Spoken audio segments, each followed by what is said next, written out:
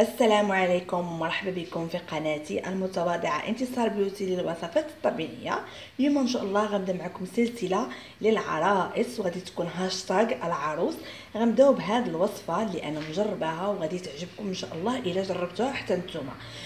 الوصفة مكوناتها سهلة ومتوفرة، غتجيكم غريبة واحد شوية ولكن مع غتجربوا الوصفة غادي تشوفوا النتائج ديالها الخيالية والنتائج ديالها الفوريه.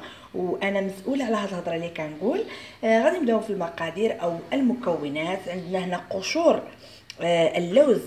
يعني نقشروا اللوز ومن بعد نسخنوه او نجفوه في الفران ونطحنوه. يعني هاد قشور اللوز يعني علاش كنستعملها انا في هاد الوصفه، لانني انا كنستعملها في الحلوى وكتجي رائعه بالنسبه في الحلويات، التنسيم ديال الحلويات هذا. يعني ما تضيعش لينا، نستعملوها ونخليوها نستعملوها حتى في الوصفات الطبيعيه. هنا الكوك او زوج الهند، يعني هذا غادي نطحنوه. هذا غادي نطحنوه،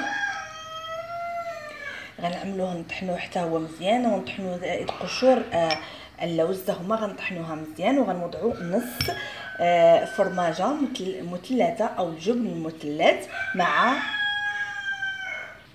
زائد ملعقه من الياغورت الطبيعي او الزبادي الطبيعي. غنستعملوا ملعقه صغيره من بودره قشور اللوز، وملعقه صغيره من بودره او مطحون او مسحوق زوج الهند اللي غادي نكونوا طحناه، ونصف فرماجه مثلثه. غادي نخلط المقادير نوضعهم بعدا. بسم الله.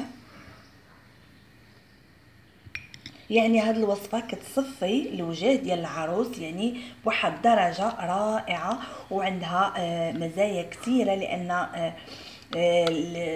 قشور اللوز يعني كتعطي واحد الاحمرار، كتصفي البشره، كتعالج حتى مشاكل الحبوب والكلف. وبالنسبه للكوك او هذا كيصفي حتى هو البشره وفيه وكيغذي البشره، لانه عامر بالزيوت من بعد ما كنطحنوه يعني كيولي مزيت وكيرطب لنا البشره. غادي نخلط المكونات ونرجع نكمل معكم الوصفه. يعني من بعد ما خلطت الوصفه كتجي على هذا الشكل هذا، كتجي على واحد القوام ثقيل. غنوضعوها على الوجه ديالنا وعلى الرقبه لمده 25 دقيقه لمده 4 ايام في الاسبوع، يعني 4 مرات في الاسبوع لمده 25 دقيقه. نغسلوها بالماء البارد وما نساوش العنق ديالنا.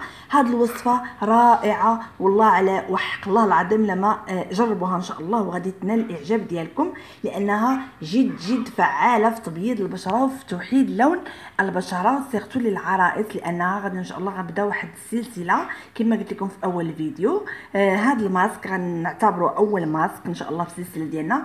غتكون على واحد 5 أو 6 أو 7 حتى ل 8 ديال الوصفات العروس للجسم الشعر والوجه ان شاء الله. ما تنساوش الاشتراك في القناه ديالي، والله يكمل بالخير وان شاء الله بالرفاه والبنين. وما تنساوش الاشتراك، وما تنساوش الضغط على الزر ديال الجرس باش اي وصفه نحطها ان شاء الله توصلكم. وما تنساوش بارطاجيو مع الاصدقاء ديالكم. في امان الله، وما تنساوش الاشتراك دائما في قناتي المتواضعه انتصار بيوتي. في امان الله.